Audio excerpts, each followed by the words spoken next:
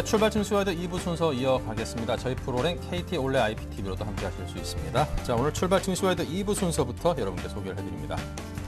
네, 김동섭의 마켓 포인트 시황 분석에 대가시죠. 솔로몬 투자증권 김동섭 이사와 함께 글로벌 주요 이슈와 국내 증시의 흐름을 분석하고요. 자, 동상이몽 수급으로 보는 시장에서는 신한 BWM 압구정센터 박재민 팀장과 함께 실시간 주체별 수급 상황과 투자 전략자입니다. 이슈 정복하기에서는 신한금융투자 압구정잼의 최호선 과장과 함께 연속 4개월 주식 거래량이 월 평균 100조 원을 하회하면서 탄력을 잃고 있는 증권시장의 현재 흐름을 살피고요. 독일 야당인 사회민주당이 제시한 유로본드의 길을 터주기 위한 헌법 개정 요구안에 대해서도 살펴봅니다. 네, 정태근의 차트 뽀개기에서는 차트로 보는 종목 선정 대원칙을 공개합니다. 네, 솔로몬 투자증권 압구정지점의 김동섭 이사를 연결합니다. 안녕하십니까? 네, 안녕하십니까? 네, 그동안 유로존 재정위기 해법을 둘러싸고 ECB와 의견 차이를 보여던 독일이 어제 ECB의 위기 국가들에 대한 국채 매입을 지지하겠다는 의사를 공식적으로 밝혔습니다. 자, 이것이 의미하는 바, 또 향후 주가에 미칠 영향력 좀 컸으면 좋겠습니다. 어떻습니까? 유로존의 이제 가장 큰 문제는 어떻게 하면 스페인과 이탈리아의 국채를 하향시키고 스페인과 이탈리아 국채를 발행하는 데 있어서 주달금리를 낮추느냐, 이것 싸움이거든요. 사실 그 전에 벌써 일이 다 진행이 됐어야 되는데 약간 늦은 감은 있습니다. 그러나 결코 늦었다고 보기도 좀 어려운 그런 자리가 아닌가 이렇게 보여지고 있습니다. ECB의 국채 매입을 지지하겠다. 이게 마리오 드라기 총재가 얼마 전에 나를 믿으라라는 얘기를 했었죠. 아마도 마리오 드라기 총재가 강한 설득을 했을 것 같습니다. 설득을 했을 것 같고 그 설득하는 과정 속에서 이 문제가 만약에 불거지지 못하면 정말 큰 문제는 독일이 이때까지 빌려준 돈을 다 떼일 거다. 뭐 이런 어떤 모습도 가르쳐줬지 않을까라는 생각하고 있습니다. ECB의 국채 매입을 지지한다. 이 얘기는 그동안 ECB가 본연의 의무였던 물가 안정에 대한 부분을 넘어서는 권한을 주겠다라는 거와 똑같은 거죠. 그 얘기는 그 돈을 무한정 찍어내도 아무런 할 말을 안 하겠다라는 얘기가 똑같습니다. 지금 그 미국의 FRB가 미국 장을 전 세계에서 가장 견조하게 이끌고 있었던 이유 중에 하나는 돈을 무한대로 찍어가지고 그걸로 양적 완화를 해서 그걸로 채권을 매입해주고 모기지 채권, MBS도 매입해주고 해서 시장의 방향성을 잡아준 거거든요. 근데 유로존은 ECB는 그 권한이 없었습니다. 그러니까 뭐냐면 그냥 물가 안정, 금리로서 물가 안정을 잡아주는 정도가 인플레이션을 잡아주는 게 전부였고 그거를 지난번에 도이체방크에서도 그걸 주장했죠. ECB 니네가 해야 될 일은 물가 안정이 더 이상 하지 마라. 이런 식으로 나왔는데 또 메르켈 총리도 거기에 대해서 특별한 언급이 없었죠. 근데 이번에 스페인이 문제가 된다면 결국 유로존은 붕괴라는 것을 아마 자각했을 것이다. 그래서 ECB 국채 매입을 허용함으로 인해서 일단 유로존 문제는 완전히 수면 밑으로 갈 확률이 굉장히 커졌다라고 보시면 될 것 같습니다. 그 얘기는 전 세계의 불안 요소의 가장 큰 축이 없어지고 있는 그런 상황이다라는 거고, 그 얘기는 이제 시장의 방향성이 눌릴지언정 계속 고점을 높여갈 확률이 굉장히 크다라는 거죠. 그렇다면 미국도 지난번 제가 제시했던 15,400을 향해서 한번 뛸 것이고 국내장도 거기에 따라서 움직일 거고 전 세계장은 유로존의 영향을 받으면서 주가가 상승할 수밖에 없는 그런 상황이 왔다라고 보시면 될 것 같습니다. 그래서 ECB의 역할 확대를 인정했다라는 것이 아마도 투자 심리를 자극하는 것이 아니냐 이렇게 보고 있습니다. 네. 자, 에릭 로젠그램 보스턴 연방준비은행 총재가 이 경기가 확실히 나아질 때까지는 강력한 추가 통화 정책이 필요하다면서 이 무제한적으로 자산 매입을 언급을 했습니다. 과연 실현될 가능성이 있는 것일까요? 무제한까지는 좀 어려울 것 같고요. 제가 볼 때 3차 양적 완화는 아마 가능할 겁니다. 저는 많은 투자가들이 좀 오해를 할 때가 좀 많은데요. 뭐냐면 주가가 올라가면 무슨 양적 완화냐 이런 분위기로 많이 끌고 가거든요. 그래서 주가가 올라갈 때는 양적 완화가 쑥 들어가고 주가가 내려올 때는 이거 시장 큰일 났다, 양적 완화는 뭘 조치를 취해야 되냐 이런 분위기를 항상 끌고 갑니다. 근데 이제 우리가 봐야 될 것은 주가의 상승이 중요한 게 아니다라는 거죠.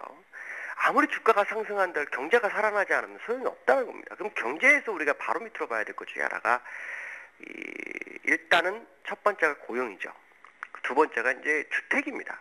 근데 고용을 보면 지금 8.3%입니다. 그러면 이게 2007년도에 전 세계가 호황장이 왔을 때, 그 당시에 고용이 6.12% 뭐 이 정도 선이었습니다. 그러니까 6%를 전후의 모습이었죠. 그럼 그거 대비 2%가 오른 상황입니다. 지수는 13,000까지 올라왔는데도 불구하고 실업률은 더 높아졌다라는 거고, 또 하나는 주택 가격도 지금 엄청 많이 떨어져 있는 상황에서 주택 지표가 살아나지 못하니까 신규 고용이 창출되질 않는다는 거죠. 그러니까 이것을 이제 연은 총재 입장에서는 아무래도 모기지 채권, 그러니까 서프라임 모기지의 근본 원인은 모기지 채권에서 저신용자들한테 저신용자한테 신용을 대출을 하다 보니까 그것이 이제 문제가 돼서 했으니까 그거를 더 막아주자라는 거죠. 아직까지도 힘들다. 얼마 전에 벤버널키 의장이 말한 것처럼 경제지표가 조금씩 개선되는 모습은 보이지만 실제로 국민들은 고통을 반영되지 않고 있다. 이런 얘기와 같이 똑같은 겁니다. 결국 규모를 규정하지 않는 채권 매입은 조금 어렵지만 양적 완화를 하자라는 거에 대해서는 거의 맞을 거고요. 그걸 아마 시장에서도 가능성이 굉장히 높다고 보고 있습니다. 벤버널키 의장이 지금 주가가 올라가도 계속해서 그 얘기를 하는 이유가 3차 양적 완화가 다가오고 있다라는 것을 알려주고 있고요. 좀 아쉬운 것은 원래 3차 양적 완화는 7월에 됐어야 됩니다. ESM이 진행이 되면서 됐어야 됐는데 ESM이 넘어가면서 9월로 넘어가면서 약간 불안 요소가 있으니까 3차 양적 완화 안 하고 있는 거거든요. 왜냐하면 7월에 고용이라든가 이런 것이 전부 다 바닥을 찍고 있는 상황이었기 때문에 그때 할 수 있는 아주 절호의 찬스였거든요. 근데 그걸 놓쳤기 때문에 오히려 이제 9월까지 밀리지만 오히려 저는 이게 더 좋다라고 보고 있습니다. 뭐냐면 시장은 항상 보면 희망을 먹고 공포를 먹고 주가가 가지요.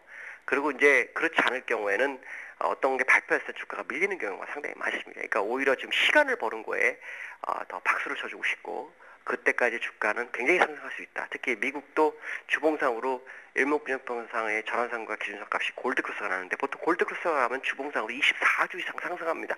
그 골드크로스가 이제 2주 됐거든요. 그렇다면 이제는 뭐 출발점 선에서 이제 막 출발하는 자리다라고 보시면 될 것 같습니다. 네, 자 지금까지 솔로몬 투자증권 압구정점의 김동섭 이사로부터 지금 현재 이슈의 그 의미와 앞으로 전망 들어봤습니다. 감사합니다. 네, 감사합니다. 네, 계속해서 외국인과 기관 개인들의 흐름을 살펴드리는 박재민 PB팀장 화상 연결합니다. 안녕하세요. 네, 안녕하세요. 네, 양시장 흐름과 주체별 수급 상황부터 정리해 주십시오. 네, 금일 내일 옵션 만기를 앞두고 외국인의 풍매도 전략이 상당히 효과적으로 나오는 그런 선침에 땡기는 시장이 아닌가 일단 생각이 됩니다. 오늘 코스피 상당히 많이 상승하면서 결국엔 200일선을 7거래일째 돌파를 어제까지 못했다가 오늘 결국엔 120일 이평선까지 거의 올린 모습입니다. 27포인트 정도 올랐고요. 1914는 회복하면서 1913.83포인트 기록 중입니다. 코스닥 시장은 상대적으로 좀 대형주가 많이 올라오고 프로그램 매수세가 2천억 넘게 들어오는 시장 코스피랑은 좀 다르게 0.5% 정도 상승한 모습 474.25포인트를 일단 기록 중이고요. 금일 외국인이 현물 시장에서 상당히 많이 땡기고 있는 모습입니다. 오랜만에 땡기고 있는데 어제 말씀드렸지만 외국인이 지금 상방과 하방을 같이 보는 공존 세력이 있는 가운데 현물을 그렇게 많이 땡기지 않는 게 약간 좀 아쉽다 말씀드렸는데 오늘 그 여파로 그 이제 반대되는 모습 현물을 땡기는 모습 보이고 있고 선물도 새로운 그 상방 세력이 추가적으로 많이 사는 모습입니다. 거의 뭐 지금 계약수로 6,000개 이상을 사는 모습인데요. 지금 금액으로 7,500억이 들어오고요. 결국 선물을 땡기면서 현물을 사는 모습 그리고 베이시스가 상당히 좋아지면서 프로그램이 2,000억 넘게 들어오면서 기관이 같이 사주는 모습입니다. 결국엔 오늘도 전기전자 업종 결국 삼성전자를 외국인과 기관이 각각 500억 이상씩 사면서 가장 많이 사는 모습이고요. 최근에 계속 어제 정유주들 뭐 기관에 땡기는 모습이 좀 심상치 않다고 말씀드렸는데 역시 하학업종 200억 그리고 외국인이 370억 같이 사주면서 가대 낙폭주 중에 어쨌든 하학주 좀 많이 땡기는 모습 그리고 자동차 업종은 기관은 조금 팔고 있어서 현대차, 기아차, 현대모비스 조금 시장 대비에 못 들어오는 모습이지만 어쨌든 외국인이 300억 정도 사주는 모습 그리고 계속 실적 악화로 최근에 몸살이를 했던 금융주들도 외국인이 300억 정도 거의 사는 모습으로 전 업종을 외국인은 골고루 사고요. 기관 같은 경우에는 운수장비 업종은 조금 팔고 전기전자, 화학업종, 금융업종 같이 좀 많이 사는 모습 외국인과 같이 이런 모습이 시장을 오늘 견인한다 이렇게 보시는 게 맞을 것 같습니다. 네, 자 주체별 속내는 과연 요즘 오늘 어떤 것들일까요? 네, 외국인이 지난달 사실 7월 옵션 만기일 승수제가 처음 시작된 이후에 원래는 옵션 만기일 상방에 대한 상당히 그날 포지션이 많이 잡혀 있었는데 제가 그날 뭐 잠깐 쉬면서 저는 이제 그날 방송을 못 해드렸었는데 그날 의외로 하방이 상당히 세게 나오면서 그때 당시에는 상당히 거의 최저점까지 내려가는 모습, 뭐 선물 지수로 뭐 230 거의 4선까지 내려가는 모습 보이면서 결국엔 풋옵션에서 대박을 터뜨렸었고요. 왜냐면 외국인이 콜매도를 많이 때려놨었습니다. 이번 달에는 어제 상방과 하방 같이 열려있다 말씀드렸는데 그 이후로는 255 풋 매도를 많이 까놨고요. 그리고 242 콜 매도를 많이 까놨습니다. 외국인은 결국에는 242 밑으로 아예 가거나 아니면 255선 위로 아예 가거나 결국 그렇게 되면 옵션에서 상당히 극대화 수익을 올릴 수 있고요.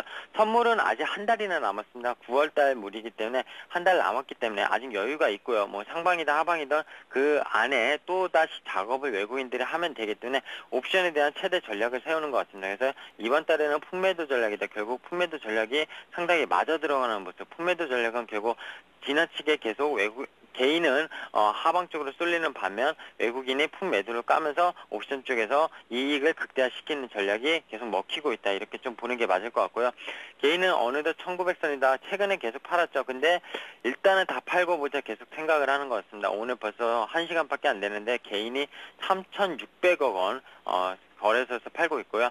선물도 4,200개를 던지고 있습니다. 오늘 많이 오르니까 또 선물 매도를 치고 있는 모습인데 사실 이렇게 되니까 외국인이 더 끌어올리는 모습을 사실 상반된 모습을 보이고 있다. 이렇게 보는 게 맞을 것 같습니다. 기간 같은 경우에는 프로그램 매수도 계속 들어오고요. 베이시스도 좋아지고 연기금이 계속 어쨌든 적극적으로 사주고 있기 때문에 더 땡겨볼까. 그리고 경기 부양 기대감이 어쨌든 계속 지속되는 것 같다 생각을 하면서 어쨌든 적극 매수로 계속 나서는 모습입니다. 네, 자 오늘 장 개인을 위한 투자 전략 어떤 것들이 있을까요? 네, 사실 밤사이 그 비둘기파 노잼그린 보스터 연준 총재가 월스트리트저널과 CNBC에서 인터뷰를 하면서 공격적으로 채권 매입 그리고 기간은 제한을 두면 안 된다 뭐 이런 발언 결국에는 양적 완화 발언에 힘을 실어주는 발언을 했습니다. 투표권이 없는데도 불구하고 8월 31일 날 버냉키 의장이 잭슨홀에서 미팅이 있습니다. 근데 이제 궁금한 것은 미국 증시가 계속 이렇게 연준 거의 최고점까지 와 있고 물론 실업률은 나아지지 않았지만 굳이 양적 완화를 택해야 되냐 이런 의견이 사실 상존을 하고 있습니다. 뭐 이 얘기는 일단 이렇게 좀 팩트를 전달을 해드리고요. 유럽 그 드라기 총재 22 기대감 단기 국채 매입 독일이 어쨌든 반대하더라도 어쨌든 계속 진행은 될 것이다. 이 기대감이 계속 살면서 어쨌든 프랑스 증시가 또 1.5%대 올랐고요. 독일 증시도 거의 1%대 올랐고 영국 증시 0.5%대 좀 소폭 오르긴 했지만 어쨌든 그 기대감이 계속 지속이 되면서 어쨌든 해외 증시를 이끌고 있고요. 투자자들의 심리가 그 기대감에 상당히 계속 개선되는 모습. 결국엔 국내 증시의 기간에 수급이 나아지는 것도 이 기대감이 여전히 계속 살아있다. 해외 증시랑 맞물려서 살아있다. 이렇게 보시는 게 맞을 것 같고요. 외국인의 현물을 사실 22 그 통화정책 회의에 적극적으로 안 사는 거 봐서 약간은 저도 좀 우려했는데 오늘 내일 또 옵션 만기를 앞두고 선물까지 8,000원 가까이 사고 현물이 2,000원 넘게 이렇게 1시간 만에 땡기는 거 보면은 분명히 이번 물은 상방 쪽으로 베팅을 한 게 분명하다 이렇게 보입니다. 이렇게 되면 내일 만기일날 충격은 사실 없을 걸로 보이고 있고요. 오히려 더 상승할 여지는 있겠지만 이제 어제 말씀드린 120일 이평선 저항선까지 다 왔습니다. 이거를 한 번에 뚫기는 물론 쉽지 않겠지만 상당히 어쨌든 수급은 양호해졌고요. 5월달 개파락한 부분을 모두 메웠습니다. 일봉 차트 코스피 보시면은 보실 수 있는 분은 잠깐 보시면 완벽한 W자형 회복을 했고요. 1910선에서 저항을 물론 받겠지만 큰 하락은 이렇게 되면은 나오기 쉽지 않은 상황이다. 이렇게 말씀을 드리겠습니다. 그렇게 되면 어떻게 개인 투자가들 해야 되느냐? 제가 옵션 만기일 이후에 좀 보자고 계속 말씀드렸는데 그 말씀은 똑같고요. 대신에 이제는 가대낙폭 대형주들을 그 이후에 지수가 조금이라도 조정을 받거나 만약에 현물들이 조금씩 조정을 받는 모습을 보이면 분할 매수 전략을 해서 가져가시는 전략이 맞다고 봅니다. 뭐 가져가되 근데 장기적으로 가져가라는 말은 아직 드리고 싶지 않습니다. 일단은 계속 짧게 매매를 하는 거 5%에서 10% 정도 수익을 일단 단기 잡고서 매매 전략을 세우시는 게 맞다고 일단 보고 있고요. 어쨌든 가대낙폭주들 지금 LG전자 같은 경우는 최근에 흐름이 상당히 괜찮습니다. 뭐 물론 기관 매수세로 계속 일어나고 있지만 일봉상으로 보면은 이제 상승의 초입 단계고요. 뭐 주봉상으로는 좀 저항이 물려 있지만 이런 애들 역시 소폭 조정 받을 때 좀 들어가 보면은 삼성전자 뭐 현대차 역시 주도주지만 현대차 기아차 보시면은 역시 좀 오늘 많이 오르지 못하는 모습 보이고 있고요. 삼성전자 외국인이 워낙 많이 땡기기 때문에 올라가고는 있지만 수익률적인 측면에서 봤을 때 가격적인 면을 보시지 마시고요. 수익률적인 면을 봤을 때는 역시 가대낙폭주, 전기전자 업종, 그리고 화학 정유 업종, 그리고 지금 철강 쪽이 상당히 못 올랐는데요. 현대제철 같은 경우 공매도 물량 아직 저기 쇼커브 많이 안 들어갔고 차트상으로 바닥에서 못 일어난 모습입니다. 이런 것들 사서 좀 모아서 좀 수익을 단기적으로 내시는 전략이 지금 시장에서 그래도 맞을 것 같다 이렇게 말씀을 드리고 싶습니다. 네, 자 지금까지 신한금융투자 PWM 압구정센터의 박재민 PB팀장이었습니다. 감사합니다. 네, 감사합니다. 네.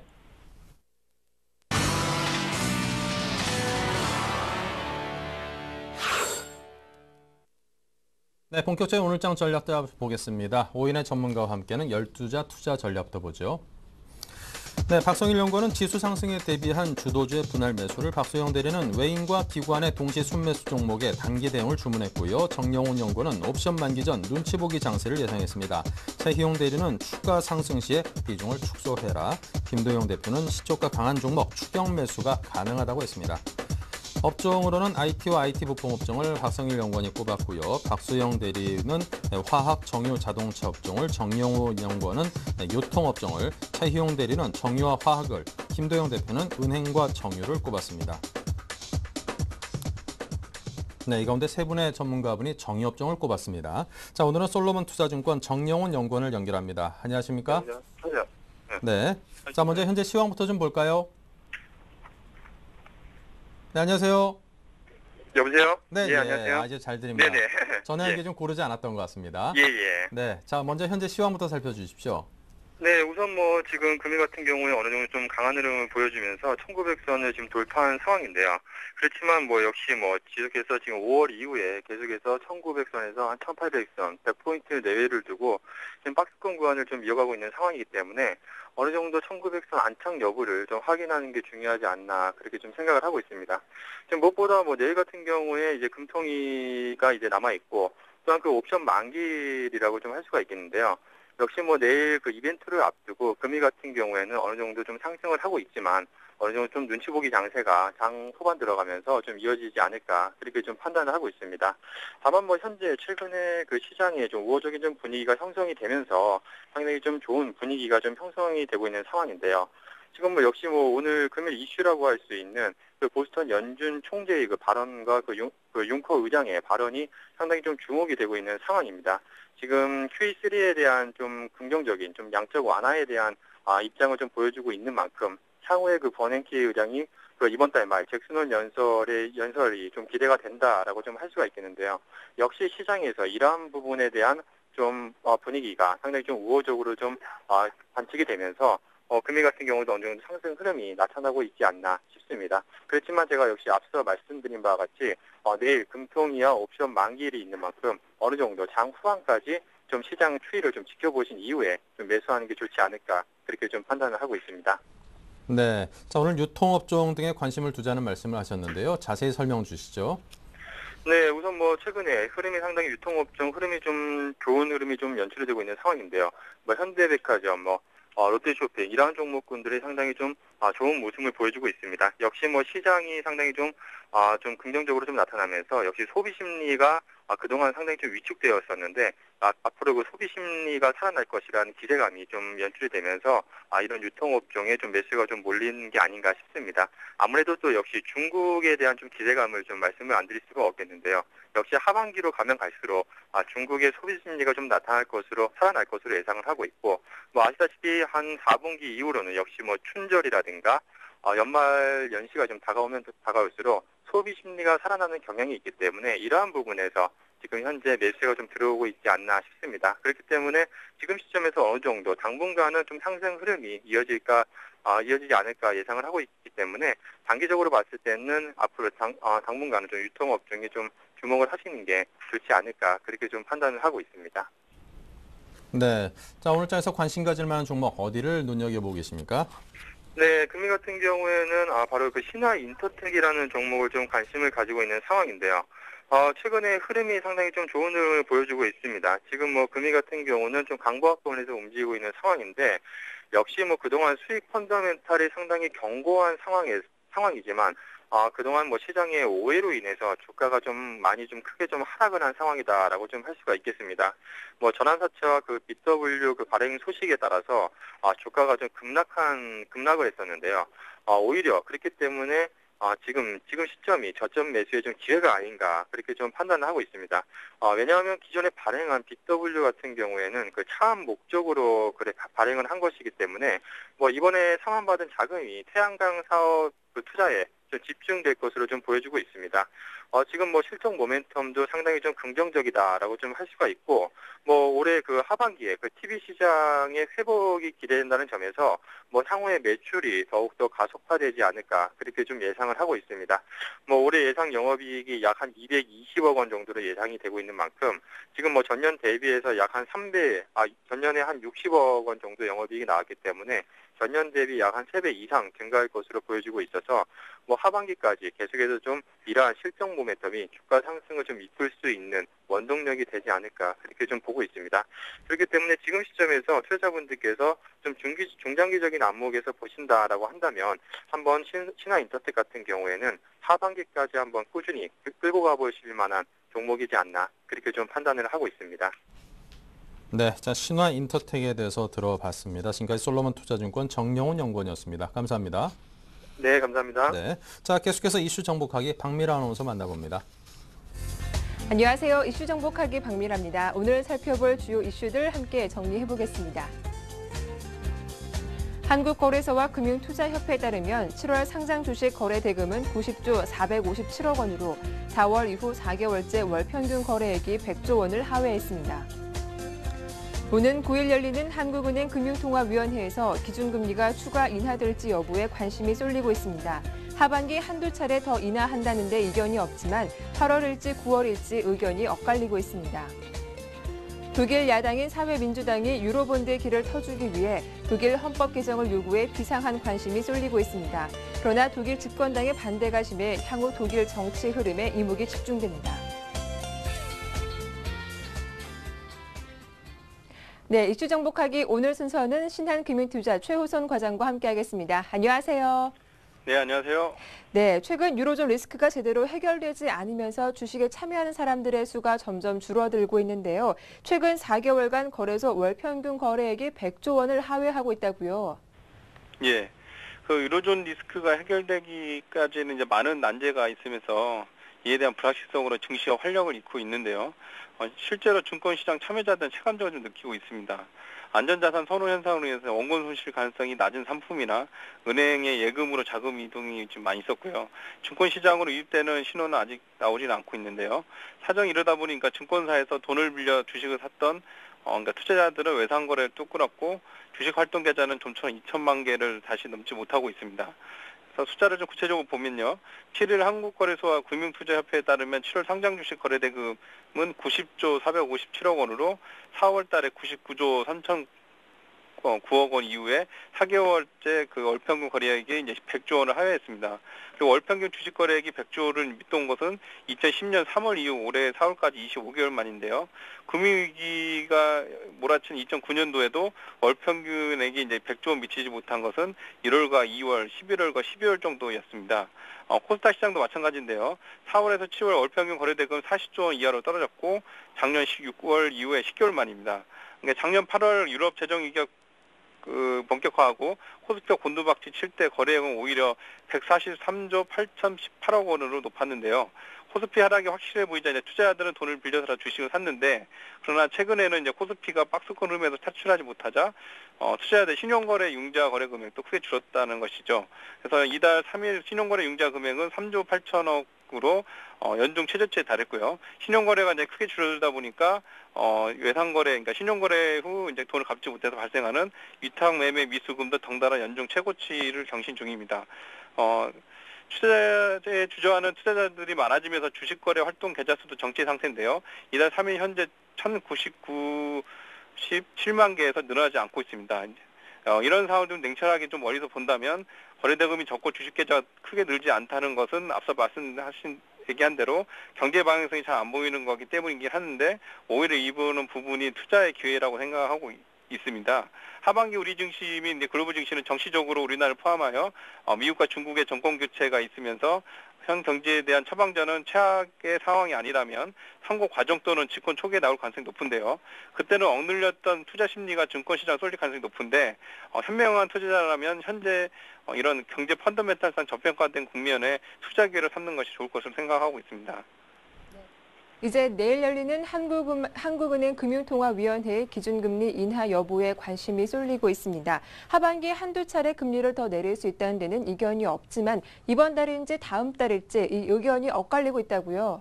예, 일반적으로 한은이 한 번 더 내릴 거로 예상하고 있긴 하는데요. 그렇지만은 전문가들은 금통위가 하반기 한두 차례 더 인하하는데 에 대해서는 그 시기에 대해서는 좀 엇갈리는 의견입니다. 앞서 7월 한은은 금융통화위원회가 13개월 만에 기준금리를 3.25에서 3%로 0.25포인트 전격 인하를 했는데요. 우선 동결을 점치는 전문가들은 유럽 중앙은행이 서두르지 않고 있어서 한은이 이제 2달 연속 인하하는 것은 부담스럽다는 분석이고요. 글로벌 중앙은행과 정책 보조만 따지면 동결이 일단 자연스럽다 이렇게 보는 시각이 있습니다. 6일에 그 매일경제신문이 분석한 국제통화기금 자료 토대로 분석한 결과 전 세계 국가, 그러니까 기준금리 발표 주요 66개국 중 7월에서 8월 기준금리 인하한 국가는 우리나라를 포함해서 5개국으로 인상한 국가 3개국에 비해 많았고요. 모잠비크, 브라질, 남아프리카 공화국, 필리핀 등이 인하한 데 반해 싱가포르, 볼리비아, 베네수엘라가 인상을 했습니다. 이번에 추가적인 금리 인하를 예측하는 입장에서는 경기가 급속도로 위축되고 있는 가운데 금리 인하 효과를 노리려면 연속 인하가 불가피하다는 의견을 내놓고 있는데요. 성장률 둔화와 가계부채 그리고 디플레이션 상황을 심각하게 생각하고 있다고도 해석할 수 있겠습니다. 반면에 금리 인하 가능성을 낮게 보는 입장에서는 이와 반대로 아직은 유로존과 미국 등의 조치 후에 정책을 내놓아도 우리 경제 아직 괜찮다고 해석을 할 수 있겠는데요. 금리 결정 문제는 한국은행 및 정부가 국내 경제의 현 상태를 진단함에 따라서 주로 결정을 하겠지만 그 후에 외국인들의 자금 이동도 고려할 대상입니다. 금리 결정에 따라서 영향을 받는 환율에 따라서 외국인들의 자금이 급격하게 움직일 가능성이 높기 때문인데요. 그래서 일반 투자자들 입장에서는 예측하기 참 어려운 문제이긴 합니다. 하지만 추가적인 금리 인하가 이루어진다 해도 현재 외국인들의 한국 시장에서의 채권 및 주식시장에서의 투자 흐름은 한국 시장이 여전히 매력적이고 안정시장으로 판단될 여지가 많다고 생각이 되고요. 그게 반영이 돼서 금일 역시 외국인 매수에 좀 들어온 걸로 보고 있고 따라서 금리 결정 이후 외국인들의 투자 흐름에 주목하되 미리 걱정할 필요는 없다 이렇게 생각하고 있습니다. 네, 끝으로 독일 야당인 사회민주당이 유로본드의 길을 터주자고 요구해서 비상한 관심이 쏠리고 있습니다. 하지만 독일 집권당의 반발도 만만치가 않은데요. 현재 독일 상황은 어떻습니까? 예, 가장 중요한 핵심은 그 시장에서 바라고 있는 유로본드에 관련해서 독일 내부에서 의견이 나왔다는 게 지금 주목할 점입니다. 현재 그 남유럽 국가들의 재정 문제가 우려되고 심각하면 할수록 시장에 이제 간절한 바람이 있었는데요. 그게 뭐냐면 이제 독일 중심의 재정 동맹과 유로본드 발행입니다. 이 두 가지 정책은 이제 현재 유로존 붕괴를 막는 회심의 카드, 그러니까 일반 온라인 게임을 따지면은 이제 슈퍼 아이템인 셈인데. 그러나 이제 독일 집권당인 기독교 민주당이 자국 부담의 확대에 이르고 유로본드를 강하게 반대하고 있습니다. 또한 또 헌법에 개정이 없으면 불가능한 정책이기도 하는데요. 이런 문제 해결에 대해서 이제 긍정적으로 보는 애널리스트들은 이 같은 정책은 결국 나올 것으로 보고 있으나 구체적으로는 독일 내에서 언급된 적은 없었습니다. 그러나 이제 독일 야당인 사회민주당이 유로본드의 길 터주기 위한 독일 헌법 개정을 요구했고요. 이 같은 배경에는 내년 독일 총선을 앞두고 독일 야당이 사실상 정치적 승부수를 던진 것으로 분석이 됩니다. 지그마르 가브리엘 3인당 대표가 6일 현지 시간으로 메르켈 총리의 유로존 위기관리 능력을 비판하고 유로존 붕괴를 막기 위해서 재정동맹과 유로본드의 길을 터주기 위해 국민투표를 통한 독일 헌법 개정 제의를 했습니다. 여기서 이제 공동의 재정 및 세금 정책 없이 유로존을 지킬 수 없다 이렇게 강조를 했고요. 이를 위해서는 유로존 가별국 의회가 갖고 있는 재정 주권의 상당 부분을 유럽 당국에 넘겨야 할 것이다 역설을 했는데 이 또한 이제 독일 헌법을 개정해야 할 사안입니다. 재정동맹은 궁극적으로 유로본드의 길을 터준다는 점에서 독일 정치권에서는 장기적인 과제로 평가를 받고 있고요. 특히 유로본드의 경우 스페인, 프랑스, 이탈리아 등 남유럽 국가들은 일제히 찬성하고 있지만 독일은 좀 반대하고 있는 입장이었습니다. 또한 그 유로본드가 유로존 회원국의 공동보조 발행되기 때문에 실형이 나쁜 남유럽 국가는 국채 조달 비용을 대폭 낮추는 반면 독일은 이 비용을 상승이 돼서 떠안아야 하는 상황이라서 이런 안 좋은 상황에 야당에 의해 생각보다 일찍 언급된 점은 주식시장에서는 긍정적이라 한편 국민투표에 의한 헌법 개정이 필요한다는 점에서는 실현 가능성은 아직 낮게 볼 수 있다 이렇게 볼 수가 있고요. 전주 내용까지 좀 합쳐서 말씀드리면 전주말에 전 세계가 주목했던 마리오 드라기 이제 22 총재가 지난주 위기국의 요청이 있으면 4,400억 유로 규모의 유로존 구제기금 유럽 재정안정기금과 함께 유로존 채권 시장에 개입하겠다는 입장을 밝혔는데요. 이에 대해서 독일 집권당은 기존의 반대 입장을 버리고 위기국이 구제기금을 도움을 요청할 경우에 한해서 22에 이제 국채 매입을 지지하겠다는 입장을 보이고 있습니다. 네, 여기에서 크게 나아가서 독일 야당이 앞서 말씀드린 대로 재정 공매를 기초로 한 유로본드 발행까지 요구를 하고 있다. 이 점이 있다는 독일의 기존 스탠스가 많이 바뀌었다는 점입니다. 결론적으로 일반 투자자들 입장에서는 상반기에 유로존 리스크 부각에 대한 어려움보다 하반기에 해결 과정 가능성에 포인트를 두고 투자 전략을 고민할 시간을 적어도 이번 8월 달에는 갖는 것이 좋다고 생각하고 있습니다. 네, 말씀 잘 들었습니다. 지금까지 신한금융투자 최우선 과장과 함께했습니다. 고맙습니다. 예, 감사합니다. 네, 이슈 정복하기 저는 내일 다시 인사드리겠습니다.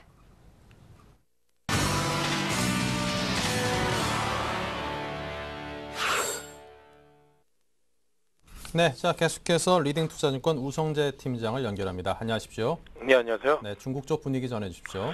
예, 지금 최근 들어 중국 본토지수 움직임 좋은 모습을 보이고 있습니다. 4거래일 연속 상승세에 나타나고 있는 상황인데요. 현재 상하이 종합주가지수 0.16% 상승한 2160.98포인트의 장 움직임 보이고 있습니다. 지금 2150선 위에 안착 이후에 시장에서 견조한 움직임을 보이면서 다시 2150에 200의 박스권 상단의 움직임을 박스권의 움직임을 보일 것으로 보이고 있습니다. 최근 들어 A주에 대한 기관 투자자들의 자금 유입이 꾸준히 유입됐던 만큼 이러한 것들이 증시의 호재로 작용된 것으로 보이고 있는데요. 지금 중국 같은 경우 7월 수출이 소폭 하락할 것이라는 전망은 나오고 있습니다. 지금 대다수 전문가들이 7월 수출은 다소 낮아지고 수입이 6월 대비 다소 증가할 것이라는 전망이 나오고 있는 상황인데요. 결국 지금 이러한 상황 속에서 결국 이러한 수입이 증가한다는 것은 다시 수출의 확대로 이어져 나갈 확률이 높은 만큼 경제가 회복세를 나타낼 것이라는 기대감이 나타나고 있습니다. 지금 JP모건에서는 중국의 8월 금리 인하가 될 것이라는 전망이 나오면서 시장에서의 안도감이 좀 많이 커지고 있는 상황인데요. 이번 8월에 금리 인하를 만약에 할 경우에 연말까지 지준율 인하가 3번 정도 더 있을 것이라는 전망을 내놓고 있는 만큼 시장에서의 양적 완화 정책 기조로 전환될 것이라는 기대감은 더욱 확대되고 있습니다. 이와 함께 중국 정부가 지방 정부 투자 기관에 대해서 ABS 발행을 허용하겠다고 발표를 했었는데요. 결국 이번 ABS 발행을 통해서 채권 시장을 감독하는 은행 간의 이제 거래도 원활해질 것으로 보이고 있습니다. 결국 ABS 발행 허용으로 인해서 이자 비용도 감소할 것으로 보이고 있는 만큼 악성 채무를 줄여나가는 데 큰 힘을 보탤 것으로 보이고 있습니다. 결국 상하이 종합주가지수 오늘 투자 심리는 소폭 개선세를 나타내고 있는 모습을 보이는 만큼 2150선 위에서의 움직임 당분간 이어져 나갈 확률이 높다라고 보시면서 접근하셔야겠습니다. 네, 잘 들었습니다. 지금까지 리딩투자증권 우성재 팀장이었습니다. 감사합니다. 예, 고맙습니다.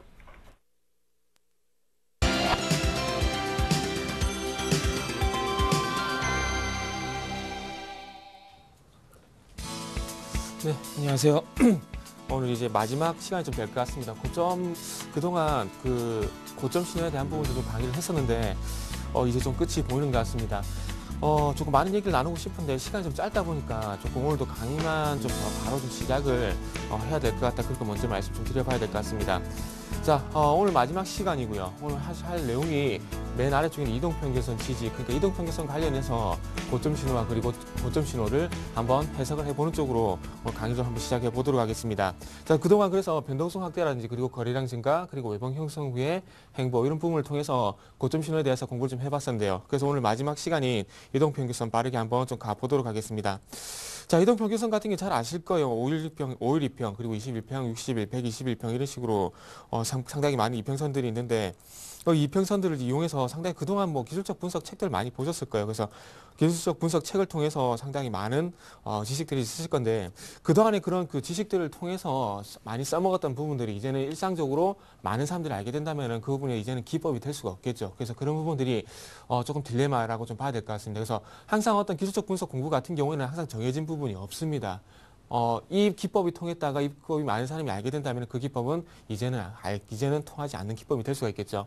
자, 그래서 여기도 지금 현재 화면을 보시면 그런 내용인데 이제는 그 누구나 아는 기술적 분석 같은 경우는 세력들도 알고 개인들도 다 압니다. 그렇기 때문에 이 기법을 계속해서 써먹기가 너무나 힘들겠죠. 그래서 그런 기법, 많은 전문가들이 기법에 대한 얘기를 하고 있는데 저는 그런 기법들에 대한 얘기를 안 했으면 좋겠어요. 그리고 많이 몰랐으면 좋겠습니다. 왜 그러냐면 그 기법을 좀 많이 써야 되지 않겠습니까? 또 새로운 기법을 만들기가 그만큼 힘들기 때문에 제가 좀 볼멘서를 좀 해봤습니다.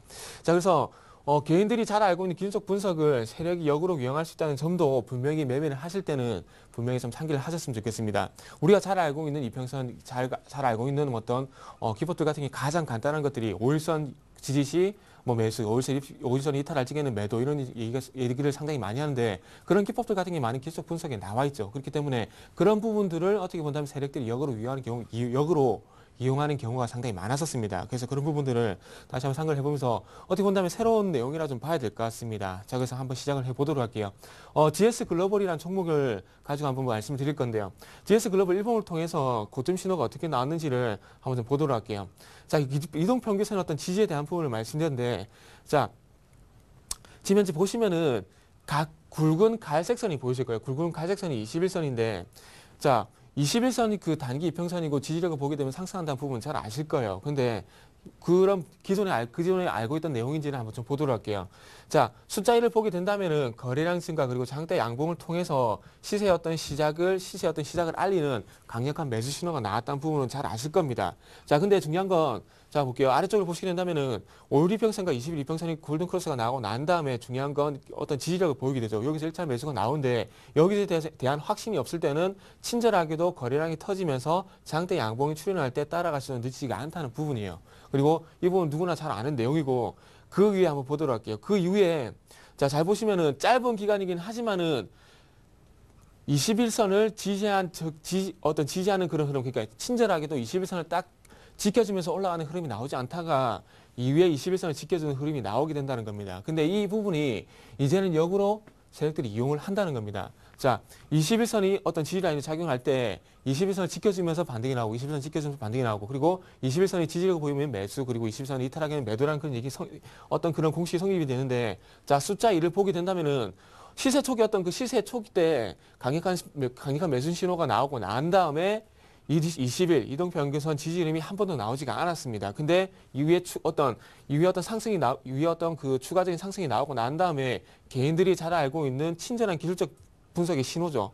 21선이 지지하는 흐름이 나오게 된다는 겁니다. 근데 중요한 건 제가 드리고 싶은 말씀은 그 이후에 어떤 시세 초기 때 21선 바운딩이 나오지 않고 이후에 어느 정도 상승폭이 나오고 난 다음에 21선 지지하는 흐름이 이평선, 그러니까 20일 이평선, 즉 이동평균선을 지지하는 흐름이 나오게 된다면은 이제부터는 조금 매도 준비를 할 필요가 있다는 겁니다. 자, 지금 화면을 보시면은 자, 숫자 2를 보시게 된다면 시세를 보게 된다면은 자, 3번 숫자 3과 숫자 4를 연결해서 좀 보도록 할게요. 숫자 1을 보게 된다면은 20일 이동평균선 두 번의 지지를 받고 반등이 나옵니다. 그러면서 숫자 3을 보게 된다면은 친절하게 또 이중천정이 나오죠. 이동평균선이 먼저 지지하는 흐름이 나오고 난 다음에 확실하게 이중천정의 신호가 나왔고요. 그리고 잘 보시면은 이동평균선을 지지를 받고 첫 번째 리바운딩이 나올 때 거래량 증가로 인해서 손바뀜 현상이 발생이 된다는 겁니다. 자, 잘 보세요. 숫자 1에서 봤듯이 장대 양봉과 그리고 거래량이 돌발적으로 발생하게 되면서 시세가 시작이 됐죠. 그리고 난 다음에 어쨌든 이 상승폭을 가지고 들어간지는 저도 알 수가 없습니다. 하지만 어느 정도 오른 상태에서 장대 양봉과 그리고 대량 거래가 발생이 됐다는 부분들은 시세 초기에 들어왔던 세력들이 어쨌든 단기 세력들이 빠져나간다는 그런 신호로 해석을 충분히 할 수가 있다는 겁니다. 자, 그래서 잘 보세요. 여기 보시죠. 여기 보이시죠? 여기 보시면은 거래량이 터졌죠. 그리고 난 다음에 뒤에 이중천정이 형성하는 자리에서 이렇게 거래량이 또 한번 터진다는 겁니다. 여기에 들어왔던 애들이 정말로 친절하게도 우리 나간다 이렇게 친절하게 표시를 해주고 이렇게 나가고 있어요. 이런 부분들은 절대 놓치시면 안 된다는 겁니다. 근데 이런 패턴이 나오기가 그렇게 쉽지가 않다는 겁니다. 그렇기 때문에 이 거래량 그리고 이중천정 그리고 그동안 시세 초기 때 발생하지 않던 친절한 21선 지지력 흐름이 나오게 된다면은 이제부터 매도 준비를 해야 된다는 겁니다. 그래서 그동안의 어떤 우리가 알고 있던 어떤 21선 매매 전략 같은 경우에는 무조건 21선 지지하게 되면 매수, 이탈하게 되면 매도하라고 이렇게 많이 공부를 배웠죠. 그리고 많은 전문가들이 말씀했죠. 근데 그렇지만 이제부터는 그런 패러다임이 조금씩은 기술적 분석에 바뀌고 있다는 부분들을 조금만 인식을 한다면은 매매할 때 분명히 도움이 되신다는 겁니다. 자, 그래서 보세요. 이중천정이 형성이 됐고 그리고 거래량이 터졌고 방금 말씀드린 21선 이평 흐름이 나오고 난 다음에 어떻게 돼요? 주가가 급격하게 꺾여버리죠. 그리고 중요한 거는 주가가 꺾일 때 어떻게 해요? 장대 음봉이 상당히 많이 출현을 하죠. 자, 주가가 올라갈 때 매수, 즉 그러니까 양봉이 많이 출현해야 잘 올라가듯이 마찬가지 추세가 꺾일 때는 장대 음봉이 많이 발생하게 된다면 무조건 매도 신호라고 보시는 게 맞다는 겁니다. 자, 상승 출발했지만 계속해서 장대 음봉이 출현하죠. 그렇다면은 계속해서 매도 세력의 힘이 더 커지고 있다는 겁니다. 항상 중요한 것은 매수 세력과 매도 세력 간에 어떤 쪽의 힘이 더 세느냐에 따라서 올라가느냐 그리고 하락하느냐 차이가 있기 때문에 그 부분 조금 참고를 하시는 게 좋을 것 같아요. 또 하나 더 보도록 하겠습니다. 자, 화면 보시면은 자, 이것도 화면을 좀 연결해서 좀 보고 난 다음에 추가적으로 설명을 드려볼게요. 자, 숫자를 잘 보세요. 자, 숫자를 또 보게 된다면은 5일선 그리고 21선 골든크로스 이후에 21선을 지지하는 흐름이 나옵니다. 자, 잘 보세요. 그 첫 번째 GS 글로벌에서 마찬가지로 보시면 이제 코오롱 플라스틱이라는 종목인데, 자, 코오롱 플라스틱이라는 종목도 5일선과 21선 골든크로스가 나가고 난 다음에 주가가 좀 쉬었다가 반등을 주죠. 이 부분은 아직까지 통용이 되고 있기 때문에 이 부분을 절대 놓치시면 안 된다는 겁니다. 이런 부분을 잘 체크를 하셔야 돼요. 자, 그래서 50일과 21선이 골든크로스가 난데 제가 드리고 싶은 말씀은 5일선과 21선 골든크로스가 나고 난 다음에 흐름을 말씀드리고 싶은 게 아니고요. 5일선과 21선 골든크로스가 나고 난 다음에 주가가 어쨌든 초기 때 5일선이든 21선이든 이평선을 지지하고 올려줄 때 상당히 시세가 크게 나는 경우가 상당히 많았다는 겁니다. 자, 컴투스라는 종목 제가 그 첫 번째 시간에 말씀드렸죠. 컴투스도 마찬가지예요. 241선과 지지받고 난 다음에 5일선과 21선이 골든크로스가 나고 난 다음에 21선을 그 이후에 바로 21선 요 종목과 마찬가지 21선을 시세 초기에 지지력을 보이고 난 다음에 시세가 상당히 크게 났어요. 근데 마찬가지로 코오롱 플라스틱 같은 경우에도 마찬가지예요. 시세 초기 때 21선 지지하는 흐름이 나오죠. 항상 중요한 것은 많이 지금 설명을 다 드리고 말씀드릴게요. 어쨌든 21선 시세 초기 때 21선 지지받고 시세가 좀 강하게 나오죠. 그리고 난 다음에 주가를 쭉 따라 올라가겠습니다. 그리고 난 다음에 숫자 1을 잘 보세요. 숫자 1을 보게 된다면은 상승 초기 이후에 상승 초기에 한번 나타났죠. 나타났는데 상승 초기 이후에 그동안 나타나지 않던 친절한 21선 지지력이 나오게 되죠. 자, 그렇다면은 그 GS 글로벌을 통해서 말씀드렸죠. 이제는 준비를 하셔야 된다는 겁니다. 자, 21선 지지하는 흐름이 계속해서 나와요. 그리고 난 다음에 다시 한번 변동성이 확대가 되고 우리 빠져나간다. 세력들이 우리 빠져나간다. 이렇게 힌트도 주지 않고 그냥 나가버리죠. 그동안에 우리가 많이 알고 있던 이평선 기법에 대해서 이렇게 반대로 세력들이 이렇게 이용을 한다는 겁니다. 그래서 자, 잘 보세요. 9,000원 이후에 그 고점이 서서히 낮아지면서 빠져나간다는 겁니다. 그리고 난 다음에 숫자 4를 보게 된다면은 하락 추세 전환 이후에 21선은 친절하게도 이제는 저항선으로 작용하게 되면서 이제 시세가 끝났음을 이렇게 알려준다는 거예요. 자, 잘 보세요. GS 글로벌 같은 경우에는 여기 보세요. 숫자 1에서 나타났던 거래량 대량으로 발생이 됐죠. 대량이 발생이 됐지만은 자, 잘 보세요. 그 위에 우리 빠져나간다 거래량 발생이 안 됐죠. 그리고 친절하게 앞 시간에도 봤던 앞 종목에서 봤던 이중천정 이런 패턴이 나오지가 않죠. 순수하게 뭐가 나왔습니까?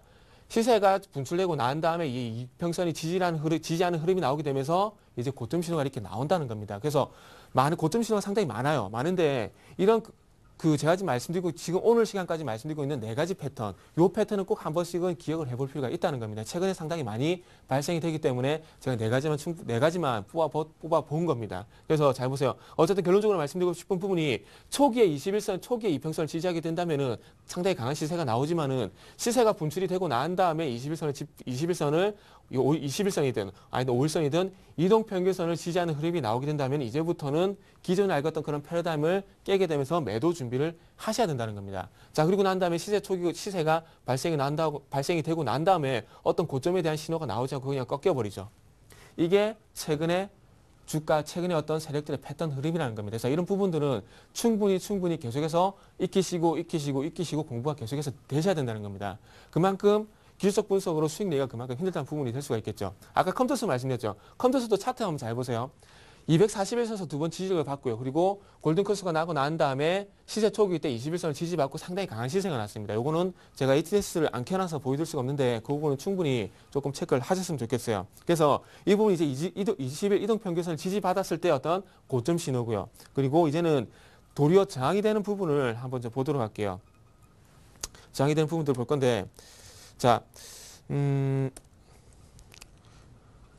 자, 요거는 그 SFC라는 종목인데 이거는 그 다음 시간에 좀 보도록 할게요. 하나만 더 보실 건데, 자, 이제는 이동평균선 도리어 저항이 되는 부분들을 화면을 좀 연결해서 보도록 할게요. 한진중공업 홀딩스 일봉이란 한진중공업 홀딩스라는 종목의 일봉입니다. 자, 잘 보세요. 요거는 그 역별 급등이라는 패턴이라고 좀 한번 붙여보도록 할게요. 자, 121선과 241선이 데드크로스가 났습니다. 데드크로스가 났어요. 그리고 나서 주가 전체적으로 꺾여버리죠. 꺾여버리고 난 다음에 하방경직선이 나오고 난 다음에 반등이 나옵니다. 근데 중요한 건 이 반등이 기술적 반등으로 끝나느냐 아니면 추세적으로 추가 상승이 나오냐 안 나오냐는 241선에서 결정이 난다는 겁니다. 자, 잘 보세요.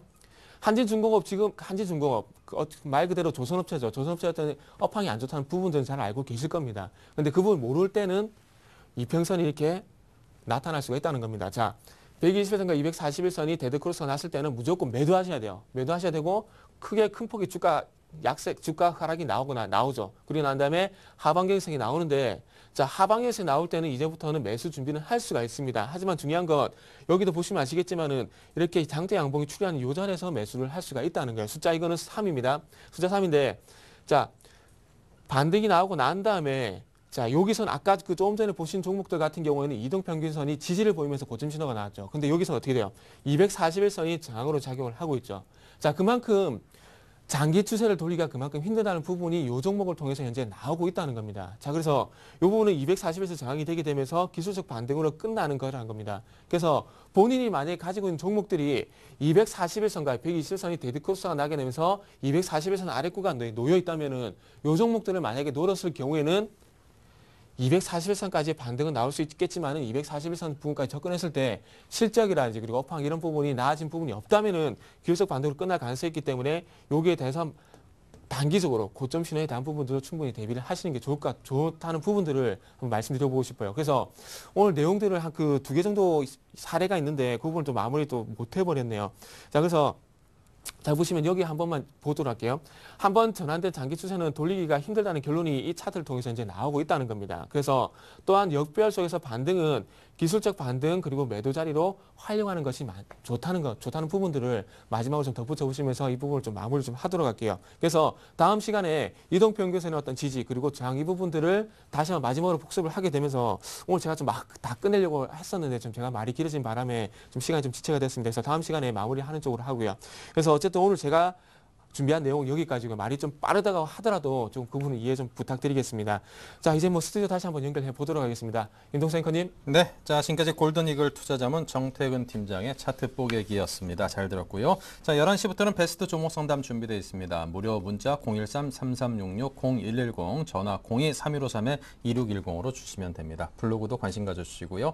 자, 오늘 저희는 여기서 인사드리고요. 내일 다시 뵙겠습니다. 오늘 증시 모습이 괜찮아서 여러분께 인사드리는 마음이 가볍네요. 감사합니다.